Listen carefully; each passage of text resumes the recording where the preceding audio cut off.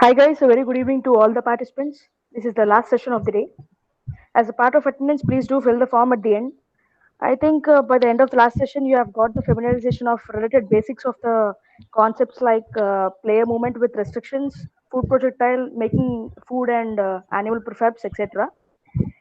And regarding prototype 1 and 2, many had come across the implementation of the respective prototypes and even submitted it. And actually, that's the main point to be appreciated. So, guys, I think Tekken is back with another interesting session, which includes player control, obstacle spawning, making infinite gameplay with background repeat, end game when player collides with obstacle, stop everything when game over. So, I think Gautam will cover these topics in today's session. Yeah, Gautam, please rush on to the implementation of the prototype 3 in the today's session. Please continue, Gautam. yeah. Thank you, Harshita.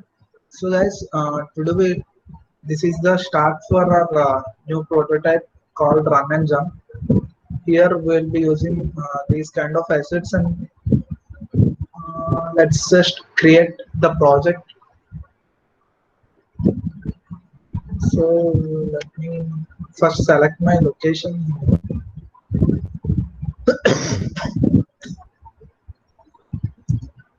and with this, let me write it as prototype 3, and this creates the project in the background. In this game, we'll be making a side runner which is infinite, and we'll be spawning the obstacles. Meanwhile, let me just show you how this game would be.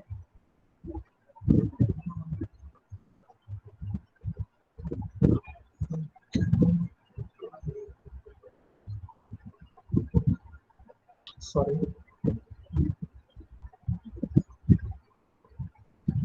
let's just play this for a bit. In this project includes like this game includes sounds also, but I guess you people might not uh, have access to sounds of my computer. So every time we can jump like this, see how cool is it compared to our previous projects.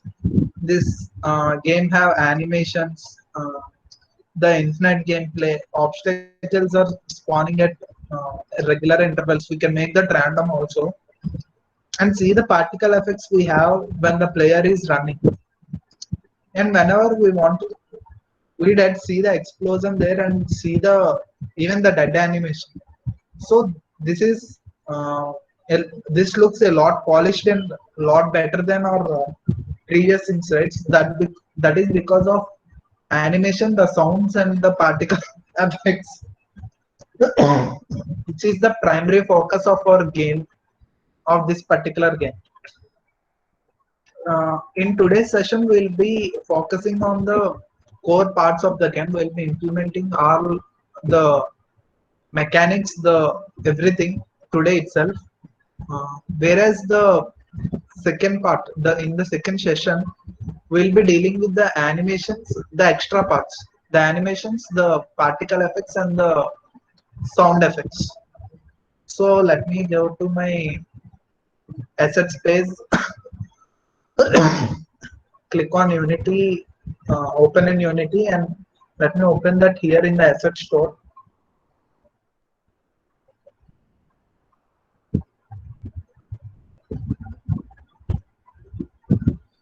So I have my page open here, and let me just import this. I have already downloaded this, so it's asking me to just import.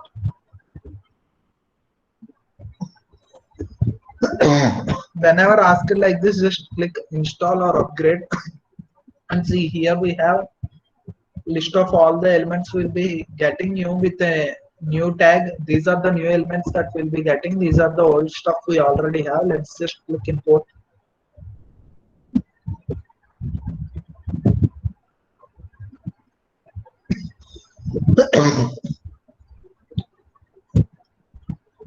So let them get imported.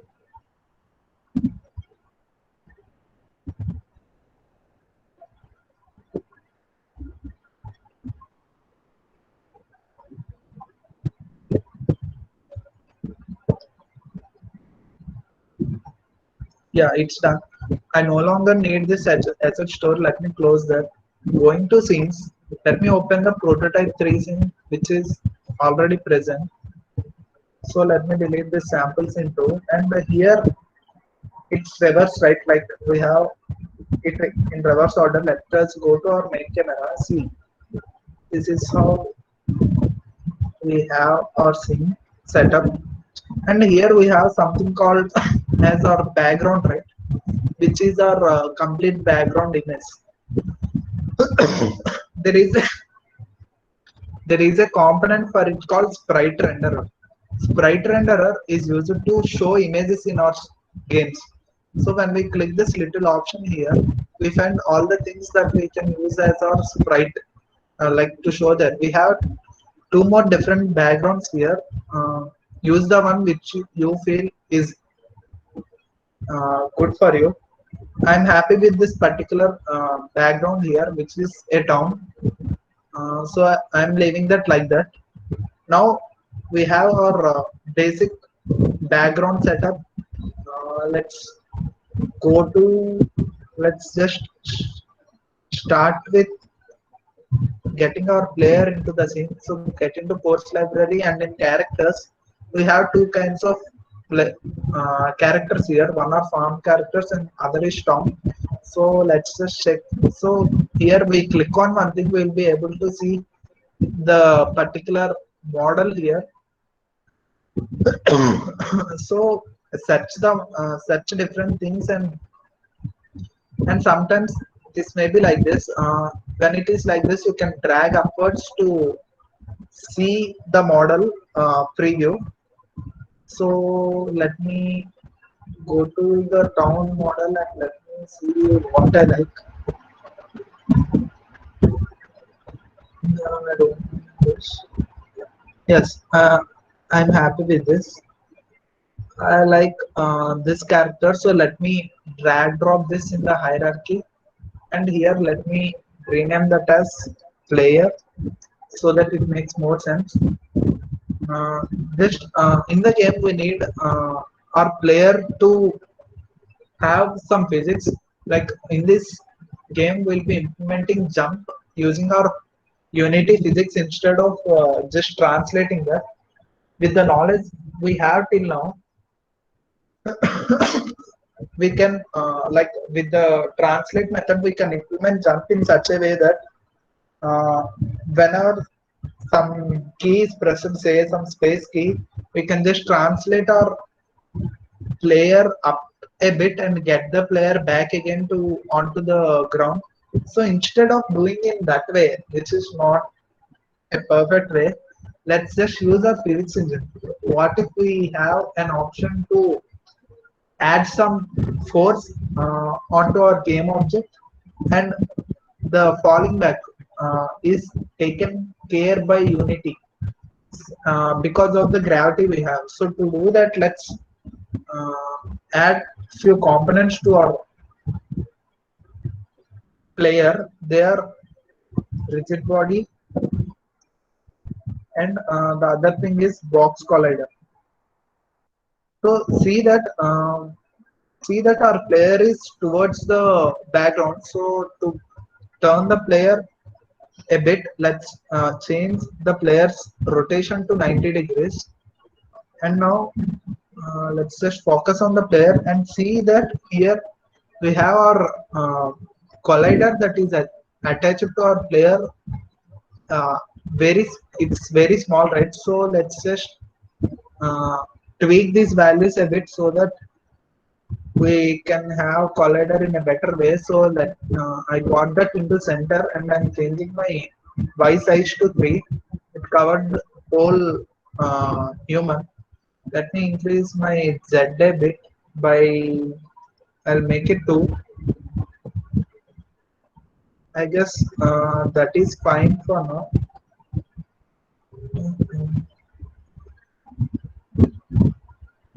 I increased my z, right? So let me get back. Let me leave that as 1 itself. So as of now, this is okay. So we are good to go with our player. Now let's just create our new script, new folder called scripts, and in that let's create our play sorry player controller script.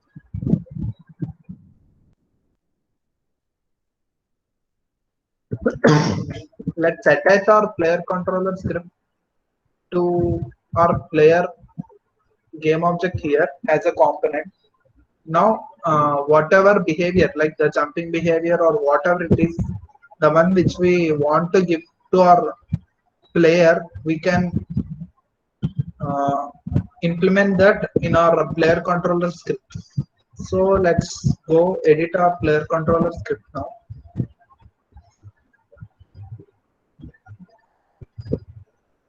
So now this time will be dealing with, will make the physics happen or the jump happen using our rigid body. So for that we'll be needing the reference to our rigid body. So let me create a variable for that, private, as the type is rigid body. So I'm giving it as rigid body and I'll call that as player RB. It refers to player rigid body. And now it's time to initialize this. So you might wonder why while we previously accessed a transform component, like mm, for using transform we never created a variable like this. But for rigid body we need to do that. Not only rigid body, for any other component except transform we need to do this. Because say even if I create an empty object that will have a transform, transform is the default um, component that every game object will have. So that's the reason we have that special thing for transform. But as of now, to access our rigid body, we need to create this variable and also initialize that in our start. Player RB, we can initialize that using a new method called get component. And to this get component, we need to give what kind of component are we expecting. We are expecting a rigid body component. This get component method will search all the components. See that get component method is present in our player script. Now what it will do is it will just search all the components that are present here. So it has a transform, it has an animator, it has a rigid body, and it also has a box collider, and this player controller script on itself is also a component. So it just checks every what do we say, every component in this. And if this particular the one type of component, if what we are asking, if such component is present, then reference to this component will be given. Which just means that with this line of code will be able to access rigid body of our player using this player rigid body. So now to demonstrate how we can apply forces, let's add some force to this game object in start. So rigid body, I can write it as add force, and I can give this as vector3 dot up, as I want to move my player upwards and I want to amplify this a bit. I'll give a value of say 100 now. So let me save this vector, sorry, into 100.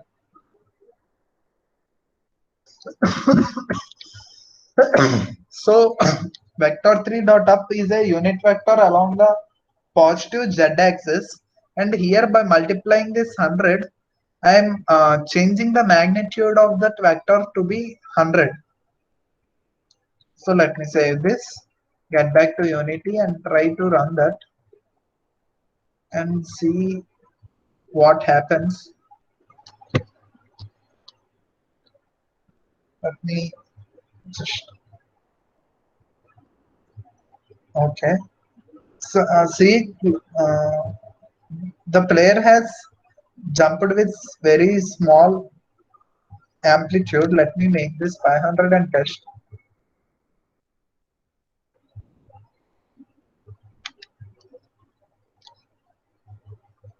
Yeah, I guess this is cool. We just added our force in the upward direction for our player, but the result is very amazing. The player was able to move upwards because of the force we added, whereas the player got back because of this gravity here.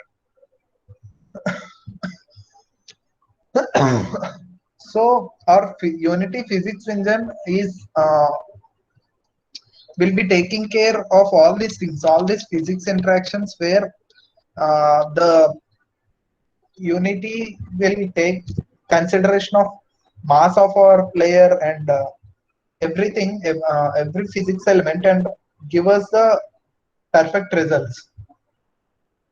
Now, what we'll do is we'll try implementing the same thing when we press the space bar. So let's get back to our player controller script. Here, whenever we want to take some input, that should be in our update, so that we'll be checking for the same for each frame. So uh, to have some input, we'll be using our input class as usual. And in this input class, uh, to now our target is to check if a particular key is pressed. So for that, we will be using our method get key down.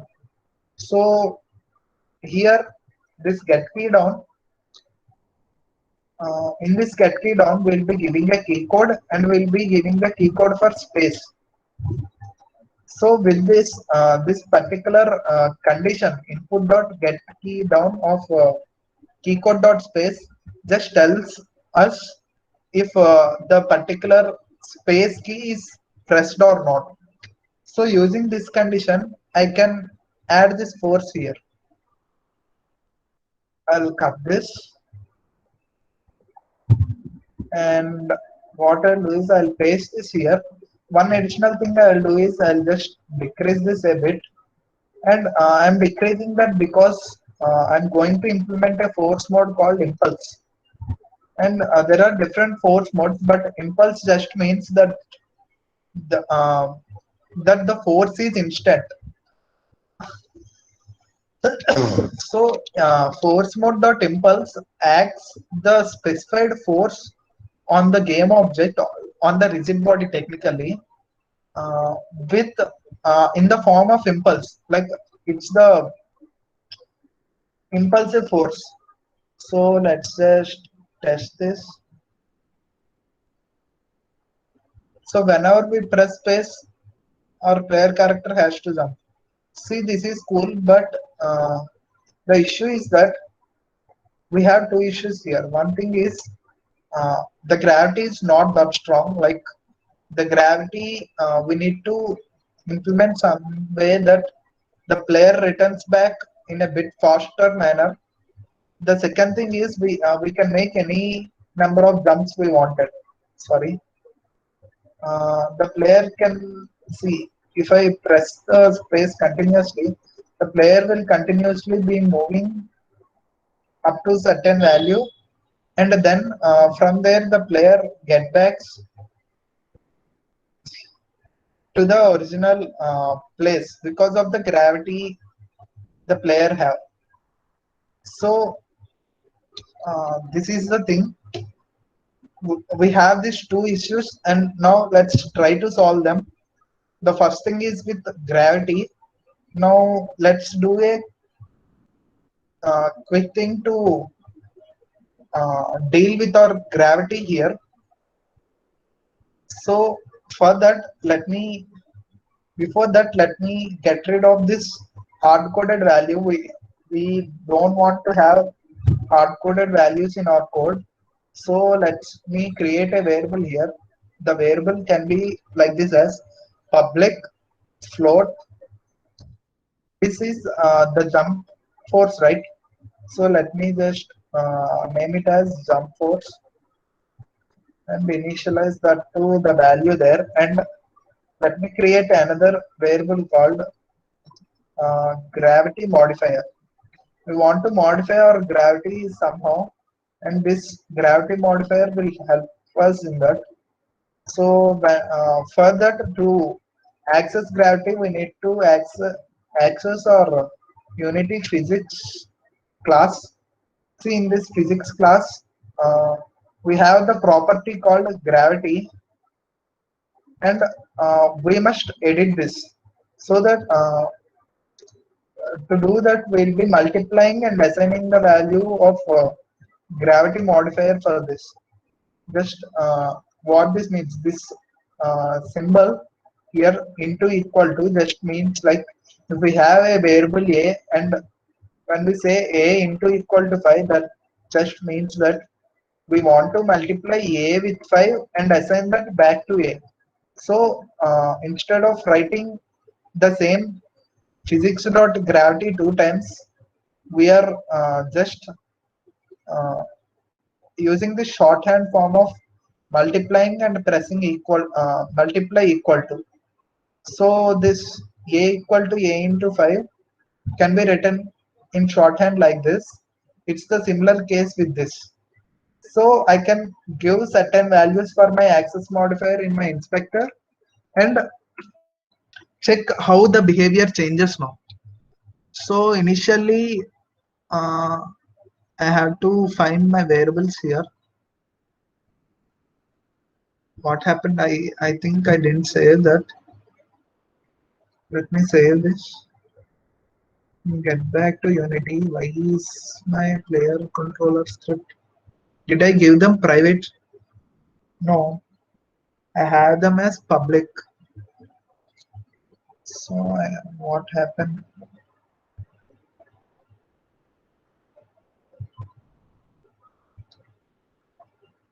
I'll just remove this component and add this again.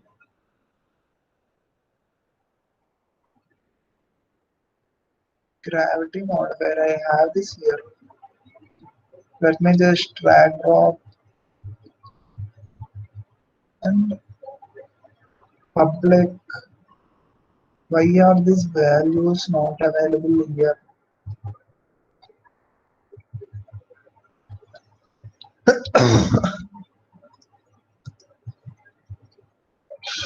Inspector, serialize field. Guys, you need not know this what serialized field etc. means. Let me just see if anything changes now.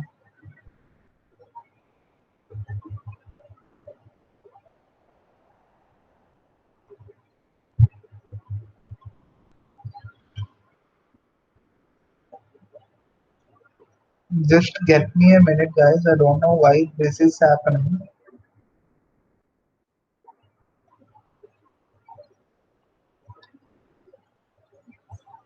We have the variables as public itself, but I guess, yeah, we had some error.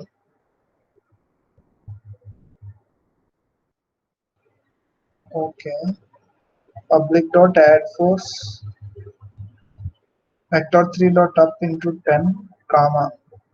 Okay, I guess because of this error we are unable to see that. Let me remove this. So let me save this and go back to my Unity again.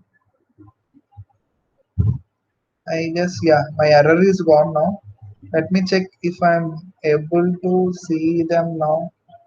Let me add this. Yeah, this is cool. See guys, so we need to take care of errors. We may have different problems because of errors. So see, now my gravity modifier is 0. That means I must not have any gravity now.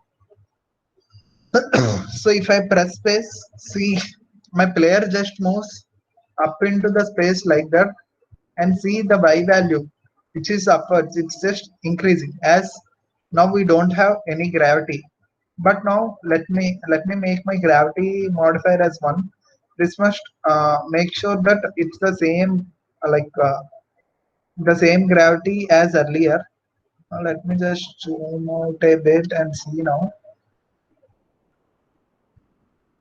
If I press space now, see this is almost as before. So now let me just make it 1.5.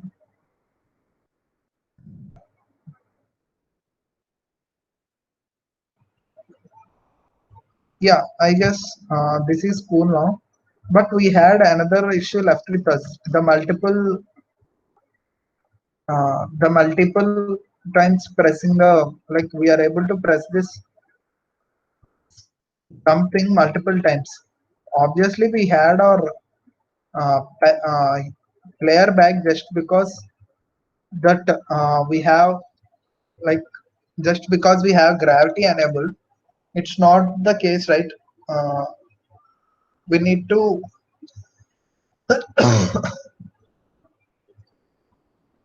we need to prevent this. We need to prevent this multiple jumps at the same time, right? So to do that, we'll be using a something called a boolean. So let me get back to my script here, and here let me declare a new variable called public bool is on ground. And boolean is a data type which takes only two values, true or false. Here, is on ground is the variable I have assigned to true initially, because the player will be on ground when the game starts, right? Until unless we press the space button and the player will be in air.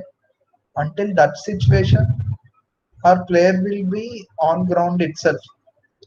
So we'll be using this is on ground as an extra condition uh, to make the player jump.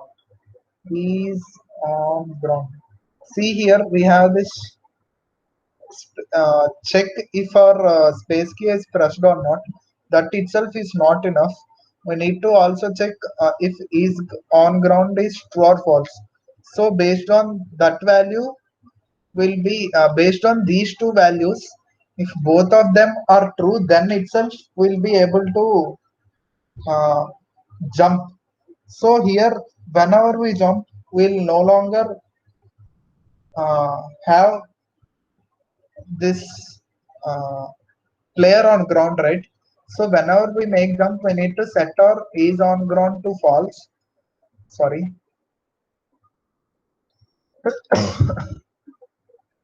So we have successfully made our first jump. Like whenever the player presses the space key for the first time, that will happen perfectly, and we have made our is on ground false. But after the player returning to our ground, we need to somehow make the player. Uh, we need to somehow detect that and make this particular value is on ground to true back again. So for that, we'll be using our unity collisions. So let me implement that now. This time we'll be using a new method in here. So see, our player have rigid body and a box collider, whereas our ground have a box collider. These three things are enough to detect the collision. So let me go to my script again, and in this I'll be writing a new method. No, I'll be overriding an existing method from the mono behavior class, that is on collision enter. See, we can use on trigger enter whenever we have this each trigger check. So instead of using on trigger, this time we will be using this on collision enter, which is a good alternative of the on trigger enter. Here we are provided with the collision, which refers to the one we got collided with, like the player got collided with. So as of now, the player has the option to collide only with the earth or the ground. So now we'll make this is on ground to true again. So let's just say this and see what happens now? I got back to my Unity and play the press mode. Sorry, press the play mode. So now I'm unable to move up. Like I'm unable to do multiple uh, jumps. So multiple jumps now. So I had this restriction of jumping only when the player is on ground. So this is pretty cool. Now we have our player to jump, but we need some obstacles so that the player can jump over them, right? So it's time for us to create those obstacles now. So let's go to our course library, enter our obstacles and see. We have different bunch of obstacles to choose from. This time, let me use this particular barrier here and let me name this as obstacle and let me add my components box collider and rigid body for this too. And what I'll do is I'll just move this a bit. Let me place over here something like I can give this value 15 here. And now see, check the collider for that. The collider is not that perfect, so let me just change few values.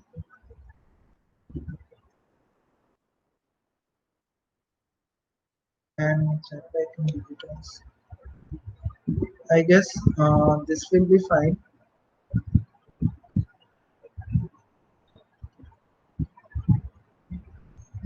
Yeah, I need to change them. Let me click edit collider and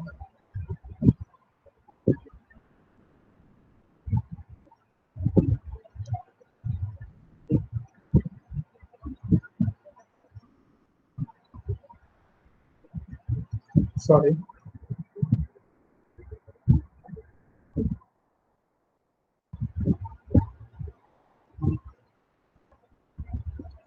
Yes, I guess this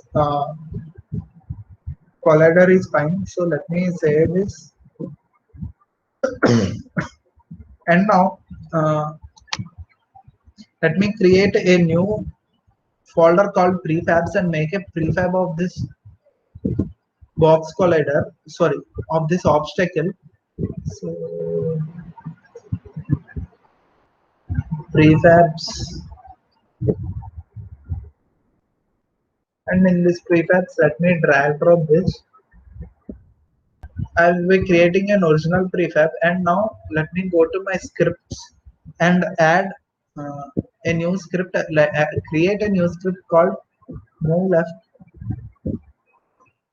and let me add this move left script to the obstacle, and make sure that you made some change to this.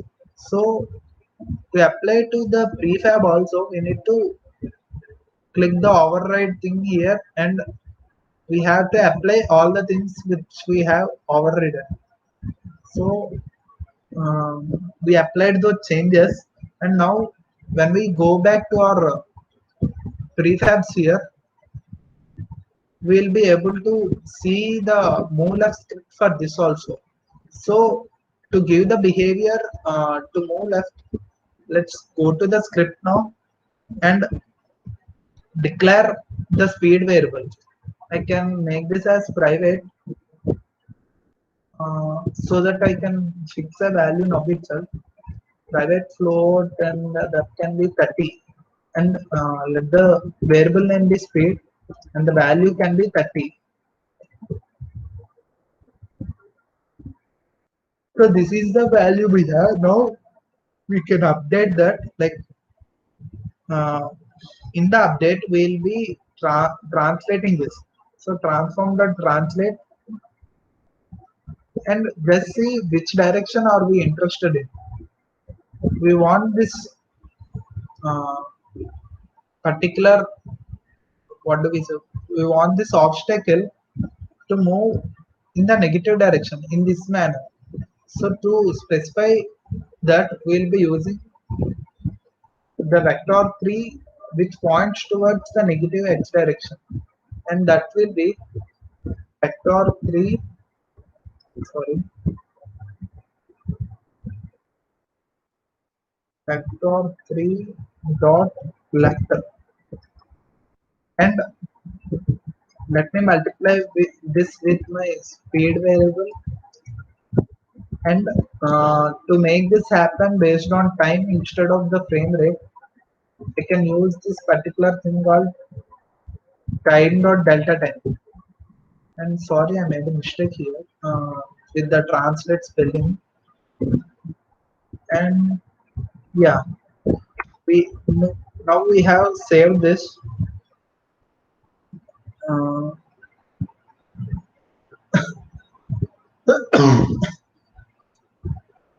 so let's go and check that now. So this must move leftwards, and see. I guess that's working fine. And the other thing is, let's apply the same script to our background also. Apply the same molef script so that here we want the player to feel that the player is running. But now we'll what we'll do is we'll just make our player static. The player will be at same position, but the whole world will be moving backwards. Let's just see how this looks like as of now. So see this, but we have our background moving away. Let's fix that. We'll be fixing that in our lesson 2. But as of now, this functionality is okay and is working as we wanted it to. So it's now time to spawn the obstacles. So now to spawn the obstacles, let's create something called a spawn manager. That will be an empty object, and let me rename that to spawn manager.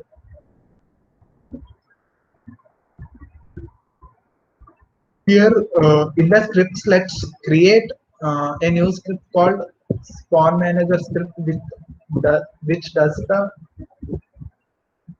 give the functionality of spawning these obstacles wherever we needed and however we needed. So let me just get back there. Yes, this one, when I place it at around 25, see, if I have this at 25, or even we can have that at 30. See, when we had, sorry, sorry, when we have that at 30, it's perfectly outside our game view. We are unable to see that, and that's cool. So we can fix this particular position, which is uh, 3000 to spawn our new new prefabs, like a new obstacle prefabs. So for that, uh, let's go to our spawn manager, and when we need to spawn something, we need its reference, right? So let me create a variable private, no, it should be public game object, and I can call this as obstacle prefab. Yes, that defines it. So this obstacle prefab I'll be using to make further more copies of this prefab. And as we discussed, let me fix the position, and as I have fixed it already, I'll write that as vector 3, private vector 3, and I'll call that uh, spawn position, where I'll initialize the value to be new vector 3 of the spawn position is 30 comma 0 comma 0. So this is the value now, and now let me create one, or let me instantiate one obstacle now and see if it's functioning well and it's performing its behavior of moving left well. So to do that, I'll just write the instantiate and give the original prefab reference, which is the variable value obstacle prefab, and then let me give the position as spawn position, which I have defined, and the let the rotation be same as the prefab itself. This obstacle prefab, to get the rotation, we'll be using this obstacle prefab, and in that transform, and in that uh, we'll be accessing its rotation, right? So we'll be picking the rotation. So we are just saying unity to, hey, I have given what this object is, so you know what it is. Just create a copy of that and place that copy in this particular position and with this particular rotation. This spawn position we have given it here, whereas this particular rotation we are getting from the prefab itself. Let's see this prefab once. See this prefab, we have this rotation as 000, which is pretty fine. We are good to go now, I guess. And let me delete this particular, or let me place this in here. So let me save this now. So in the starting, this will move automatically leftwards, and a new obstacle will be generated somewhere around here where the value is 30, and that will also be coming towards the player. So let's just see. No, it didn't happen. Why is that? I didn't add my script here. Sorry for that, guys. Uh, I make silly mistakes quite often. Yeah, now there is another thing. I am unable to see my public game object. So I didn't save this also. So let me save this. I'll just get back to my Unity. And is there another again? Yeah. I got now my obstacle prefab, and it's time for me to assign that. So note that we need to always assign these values with the prefabs itself. So let me try that. We need to have two obstacles. One we see, yeah, we have this, and see on what do we say, on collision, our player is somehow tilting, doing whatever based on the physics. We need to restrict that, so we can our rigid body of our player, or whatever object it is, provides us with this thing. We'll be able to uh, give some constraints. I'll constrain the player in terms of position on x and z axis. I just want my player to be able to move in my y-axis itself, and rotation. I don't want my player to rotate at all, no matter what the force or whatever acts upon the player. So let me save this and run now. This time,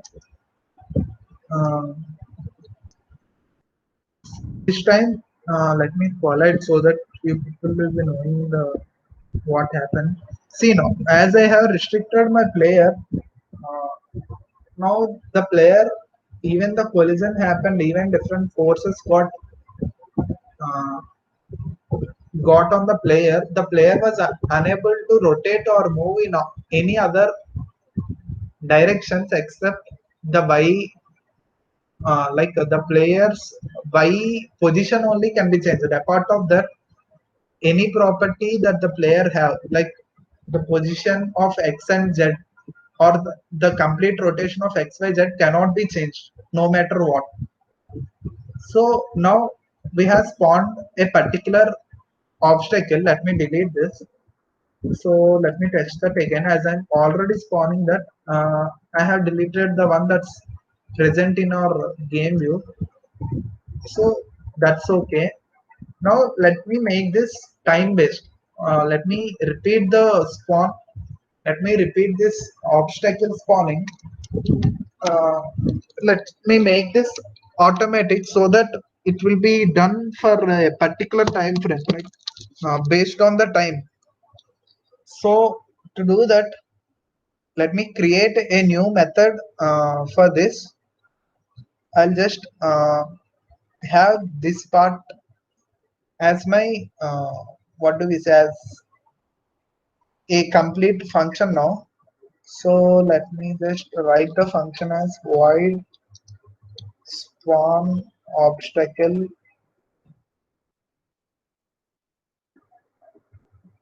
and this spawn obstacle, in this spawn obstacle I'm pasting this instantiate like the code which I have to spawn that.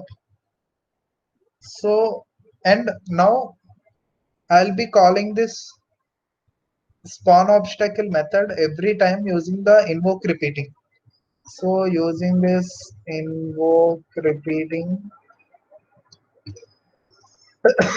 what I'll do is I'll just give this obstacle prefab, sorry, spawn obstacle method.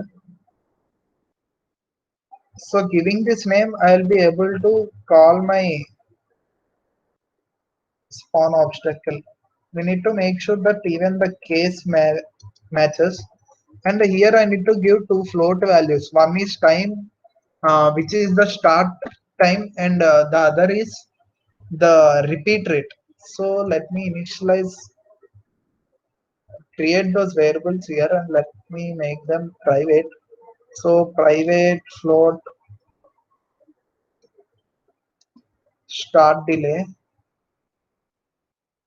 I'm going to initialize this with the value 2.0, which means 2 seconds, whereas my other variable, which is the repeat delay, so this one I can have it as 2.0 itself. So for every 2 seconds I'll be generating a new uh, obstacle. So let me finish this method here. I'll need to give my start delay and repeat delay. So this method just searches, invoke repeating will search for this method, and whenever the time is 2 seconds, this method will be called, and because of this method we are able to generate um, a copy of this obstacle prefab with the particular position and rotation we need. So let me save this, get back to Unity, and try testing this once.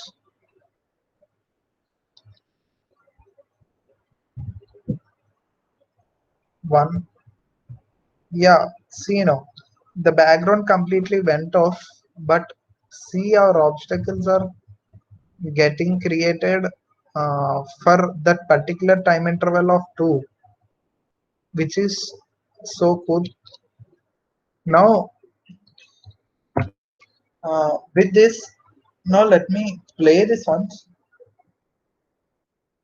and see the player can jump over these obstacles, and see the jump is good, right? Like even the player collides with the obstacle also, the player was able to manage somehow. And this is the thing we have in our lesson 1. So with this we have successfully finished our lesson 1, guys. And to check what we have learned in this lesson, let's recap. We used the get component method to refer to rigid body of our player. So here we have used this get component method. Next, we used the force mode as impulse, which uh, gives the force we specified instantaneously. Immediately we press the space, we have our force acting upon the particular game object.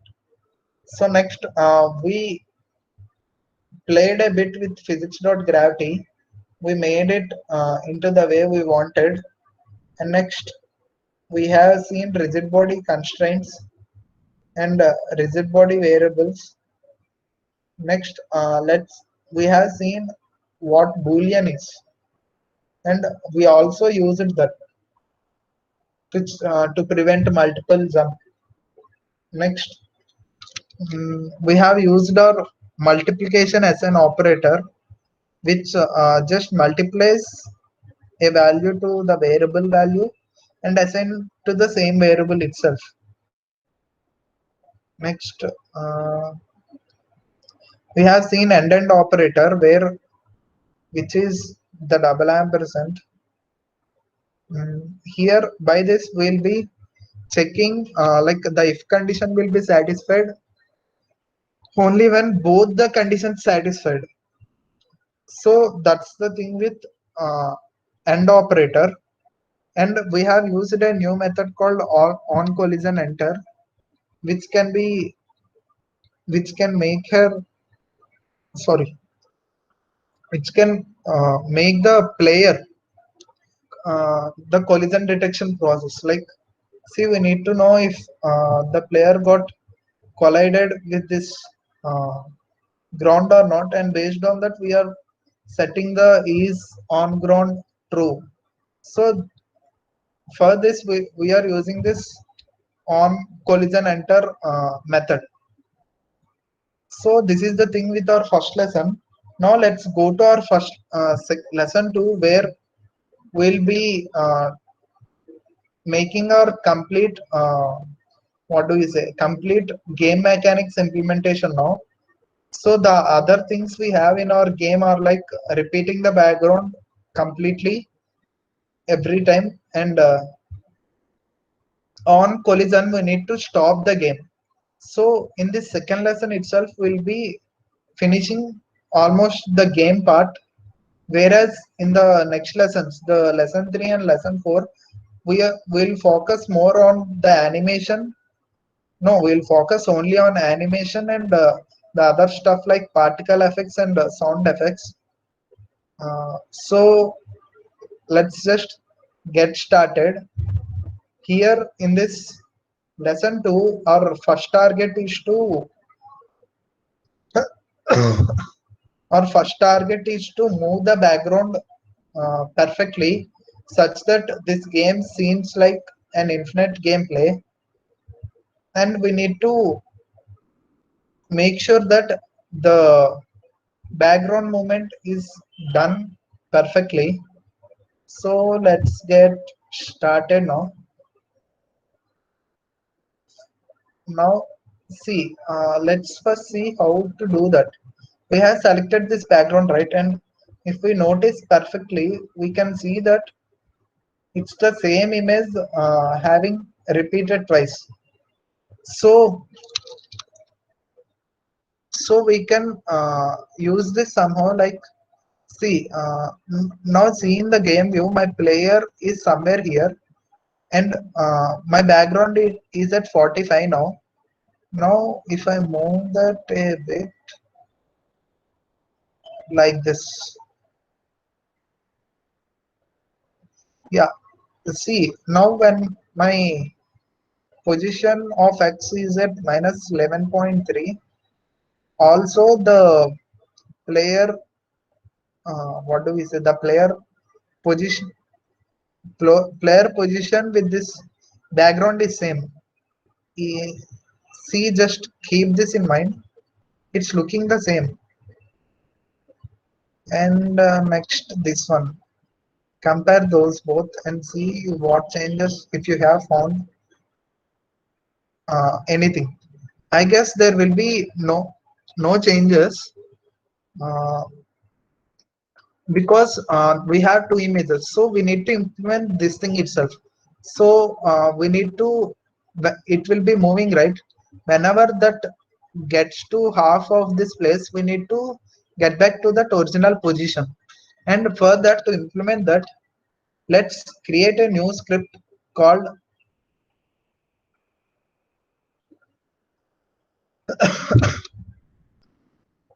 repeat background. Sorry.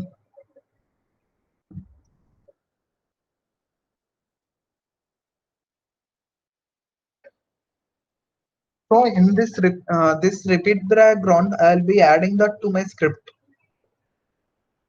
So let's get to our code editor or IDE and start implementing this. So our goal in this repeat background is to get the background back to its original position whenever it moves, like to make this an infinite loop kind of. So let's do that now. For that, let's create a new variable called start position. So as we need the reference to our starting position of our background, so let me create a private vector3 start position, and I'll initialize the start position at the beginning of the game, like start position equal to, I can use the transform component of the particular background, and I can set the transform position as start position. And in the update, I can check if my x value, like just see here. See now, where is my player? Yeah, sorry, where is my background? See, my background here is at 45. Just consider the x value.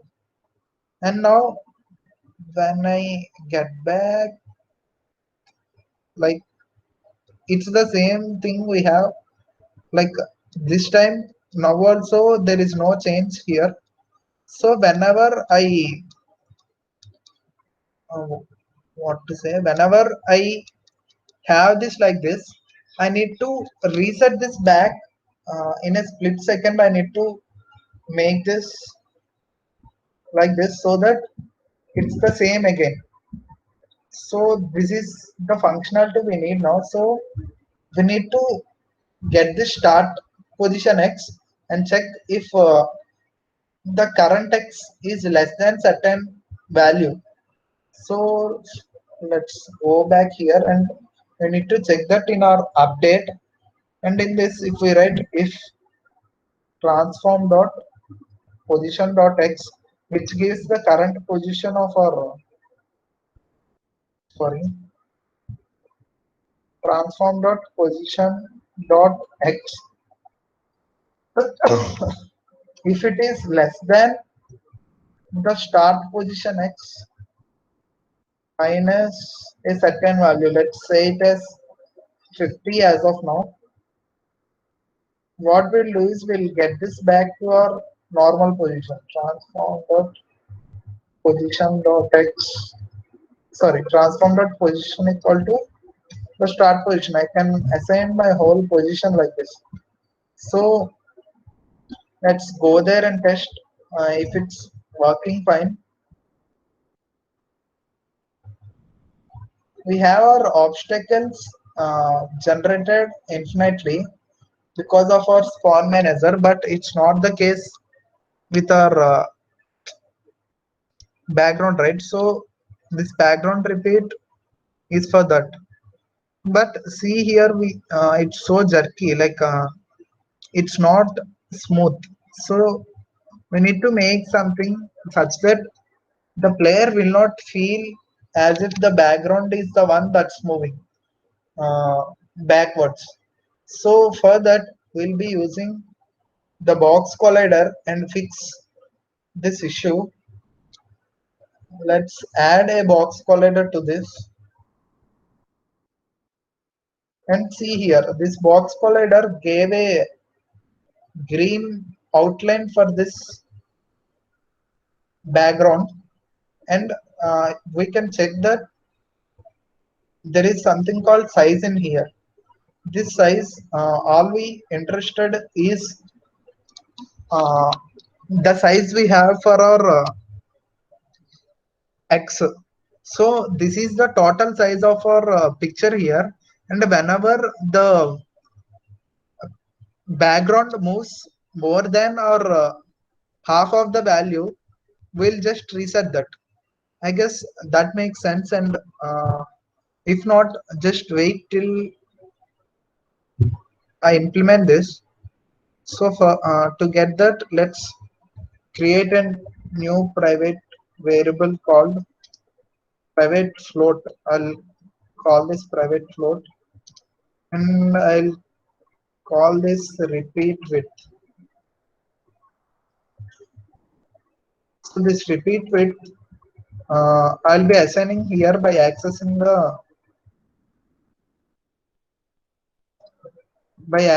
this box collider of the background.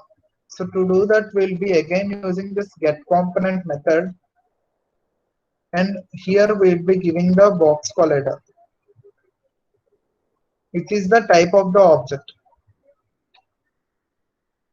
type of the component, sorry. So this just which error I have here. A box shaped primitive collider cannot implicitly. So okay. I don't want my reference to the box collider. I need the size of it, and that to my x size, which is a float. I have declared this repeat width as float, right? So all I'm interested is in the x size of this box collider, and I have to divide this with 2.0 to make it half. So what I'm doing is I'm taking this whole value, which is 112.8, and I'm giving the repeat width as half of it. So whenever now I need to make sure that whenever my transform position x is less than the initial transform position x minus this repeat width,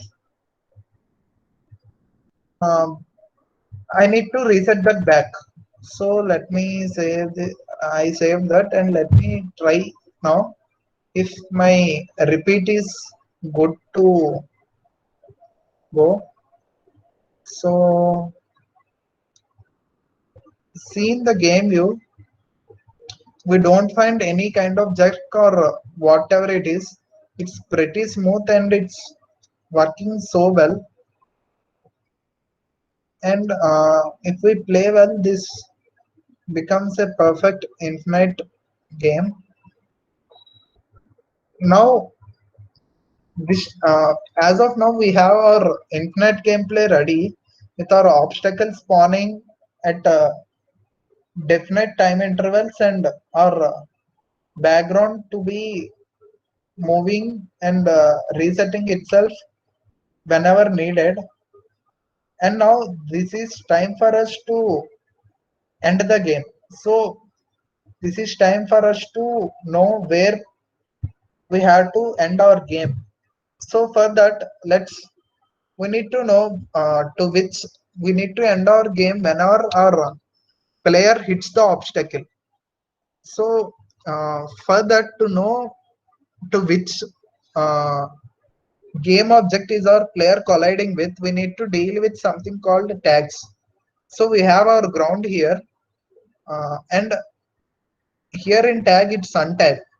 We can and we have different tags predefined. We can also add tags which we wanted, and here comes the tag list which is empty. We can add a new one. I call that as ground, and come back here to ground and assign this ground to the tag ground. I'll do the same with my obstacle, but I'll do that in the prefab preview mode.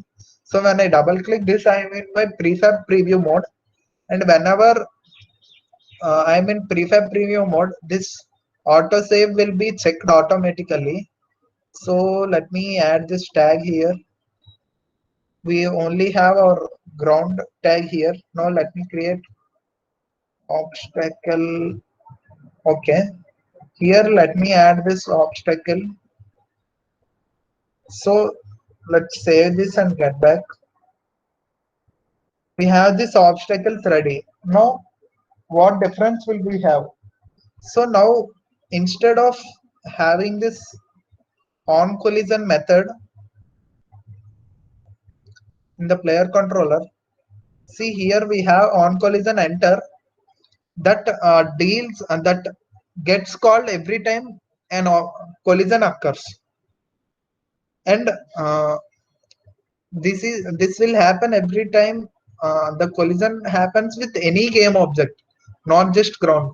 So here we can make this specific and do specific tasks when the collision is done with specific objects.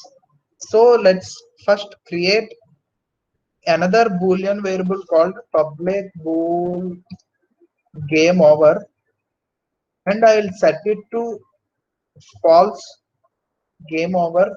I'll set it to false initially. Initially our game is not over, right? So or we can use some other forms like is game running. So if we use that, we need to set that to true initially because the game will be running initially, right? So let me use this particular thing. We can use game over or is game over. It's up to you. I'll be using the game over. So here, when collision takes place, if the collision is with the ground, we need to set that is ground variable to true. But if the collision is with the obstacle, in that case, we need to set our game over to true. So let's just implement that. For that, we'll be using this collision here, which are on collision enter provided to us. This collision will be accessing that particular game object and will compare the tag that the game object have to this ground.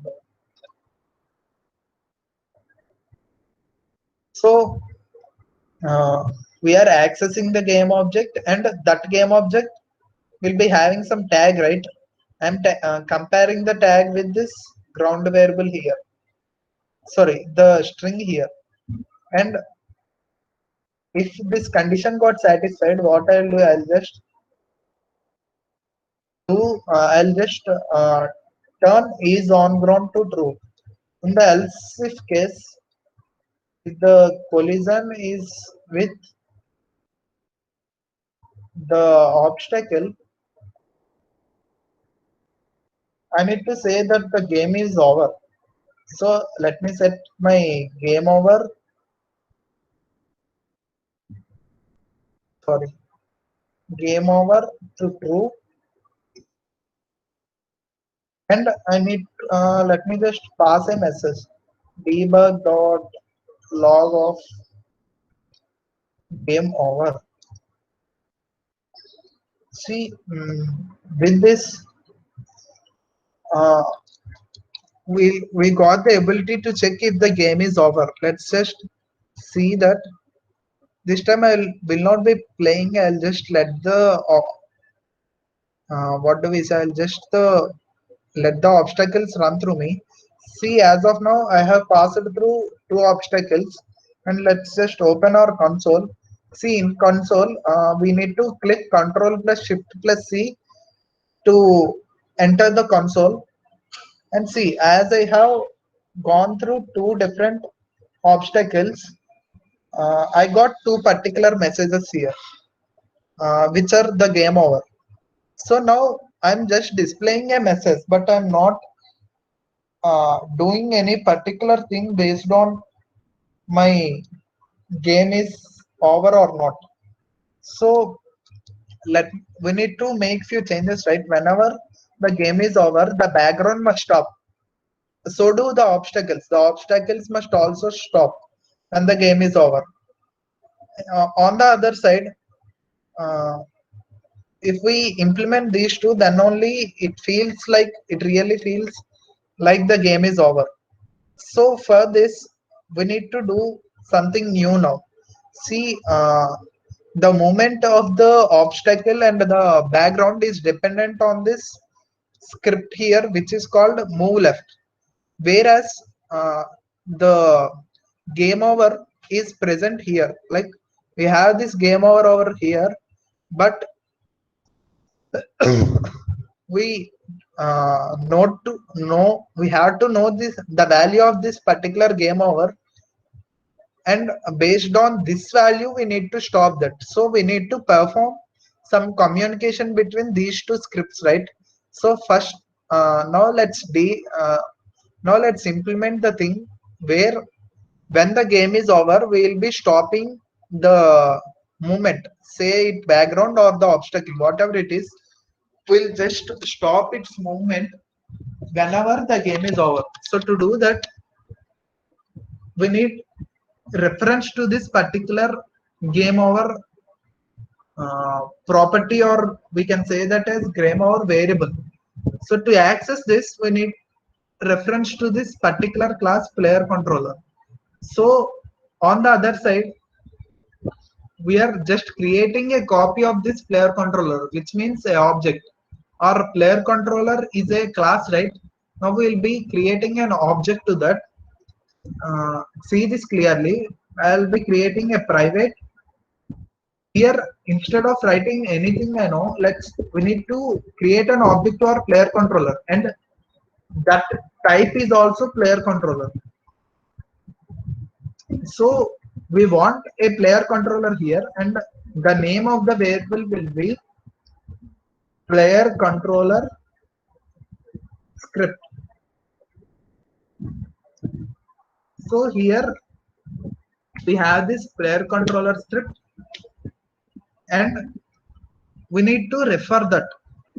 So we have to initialize that here.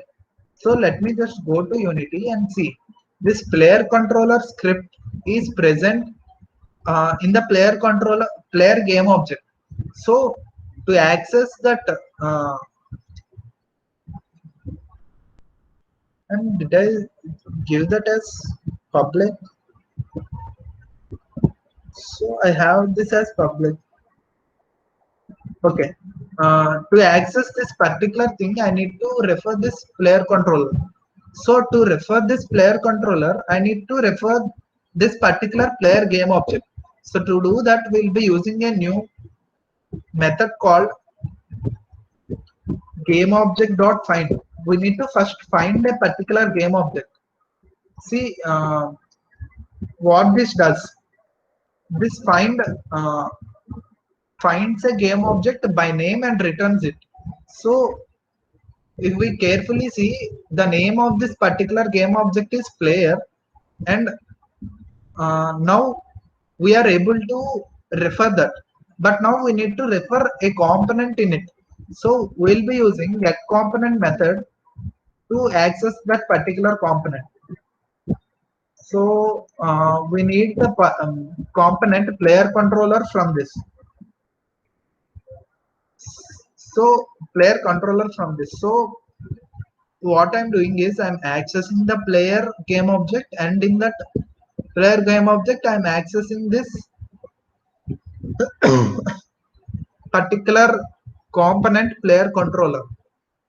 So in this way I'm initializing this player controller script. So successfully I have access to the everything which is public in here.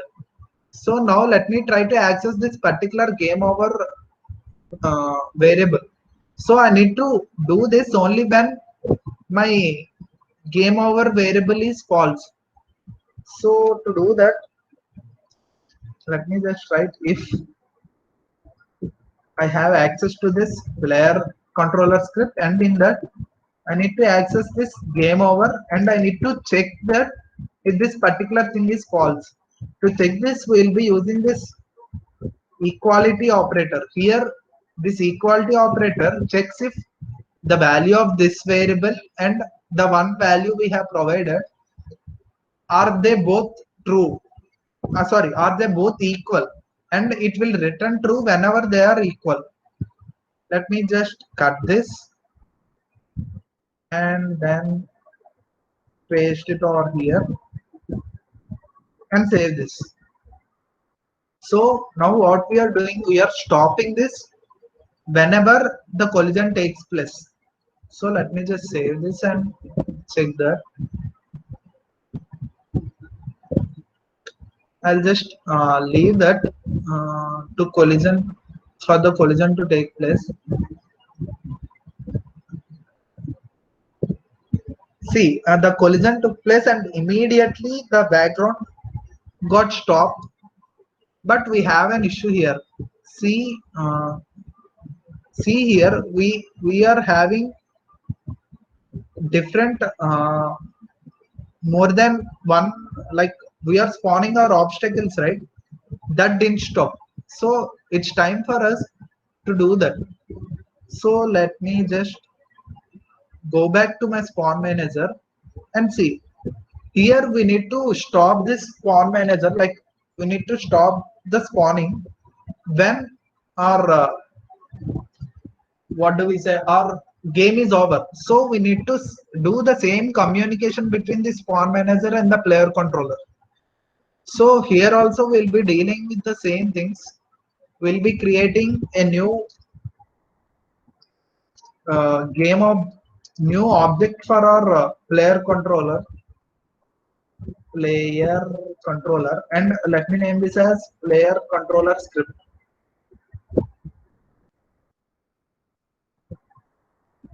And now I'll be initializing this player controller script with same the game object dot find method, which finds a particular game object by its name.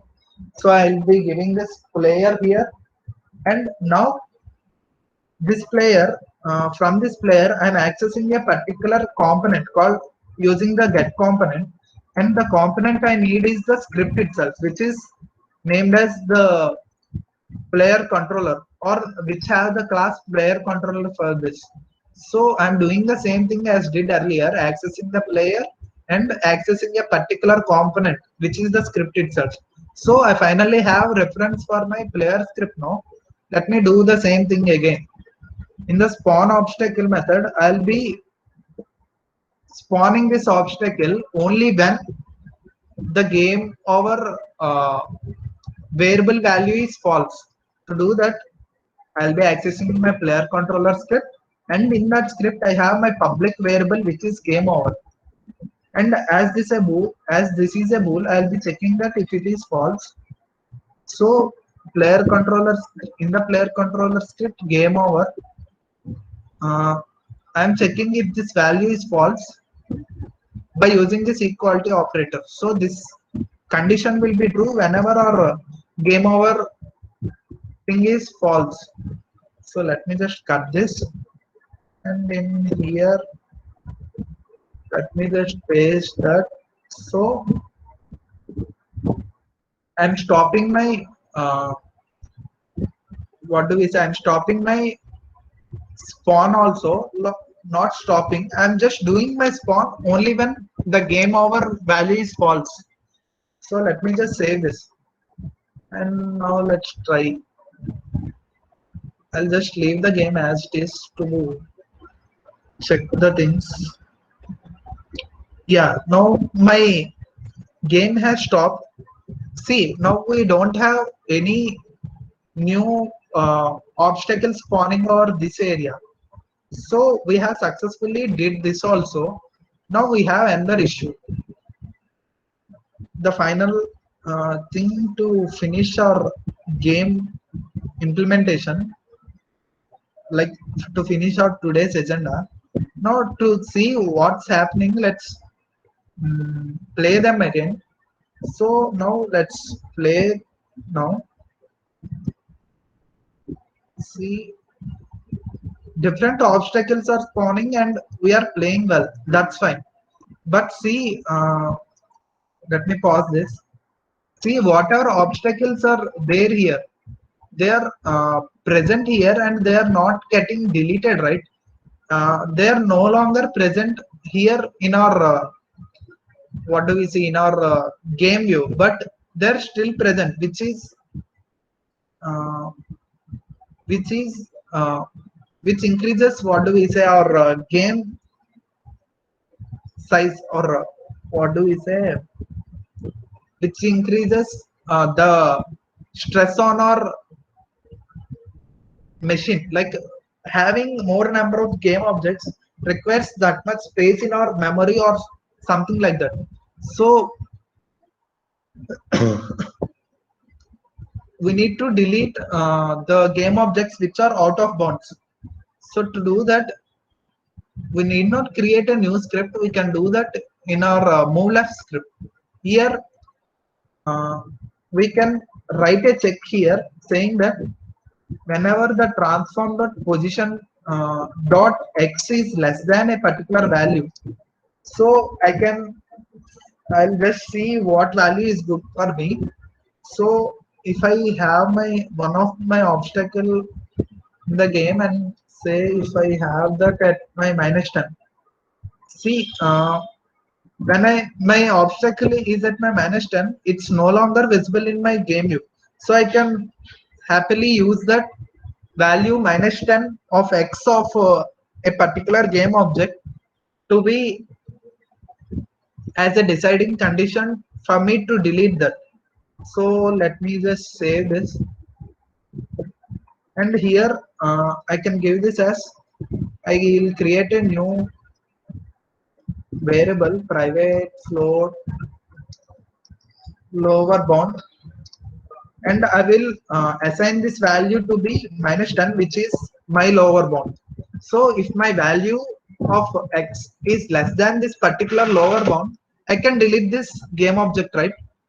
So let me write the condition over here. Transform dot position dot x is less than the lower bound.